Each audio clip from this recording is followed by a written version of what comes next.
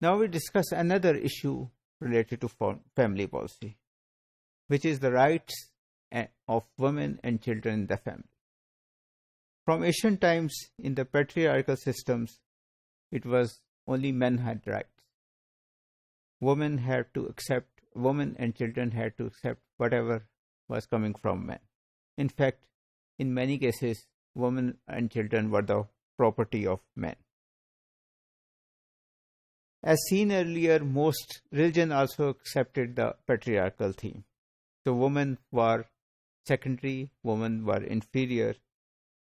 In most cultures and religions, women were also considered as the bringer of bad luck, unhappiness, and vice. Women were the persons who took away the moral men away from the right path. So if you look at the biblical story of Garden of Eden, it is the Eve or Hawa who actually tells Hazrat Adam to eat the apple on the insistence of Satan, who is in the form of snake. So it again tells it was the Eve which took Adam away from the right path. So women are also considered emotional and with weak judgment.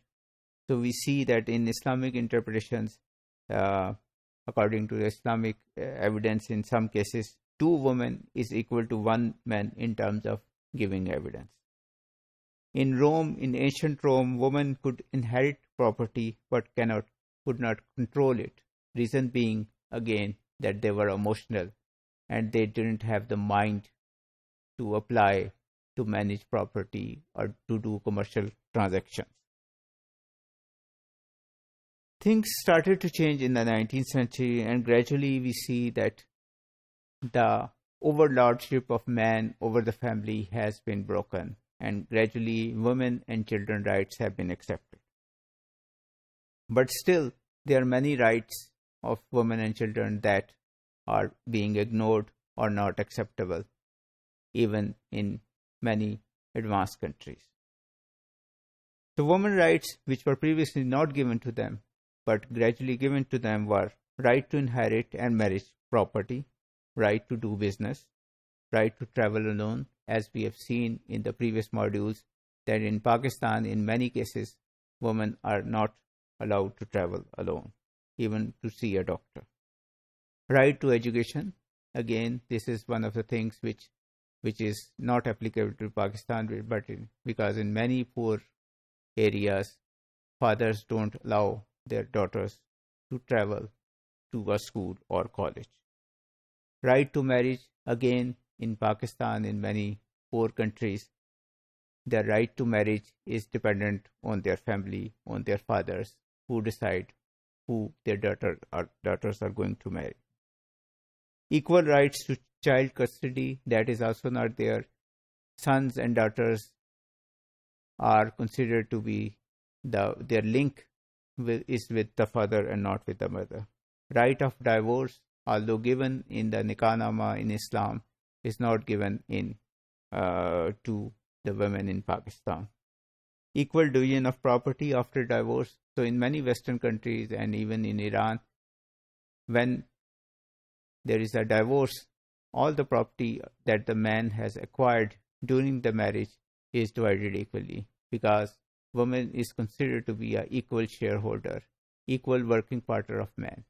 In Pakistan and many other countries, the man even refuses to give a small petty allowance to his ex-wife to take care of herself. No domestic violence.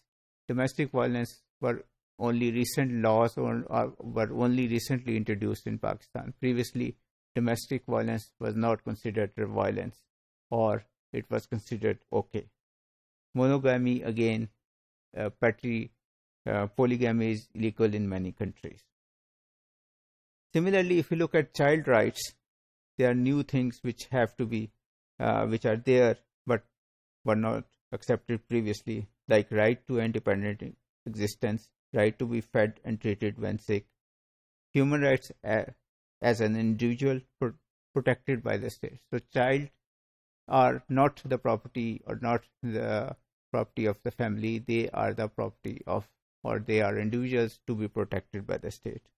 Right to be educated, no sexual or physical abuse, right to choose profession and spouse, right to separate laws in case of criminal behavior. So juvenile laws and detention. So all these laws were still not acceptable in many cases and countries such as Pakistan. But these are the laws which are to be decided.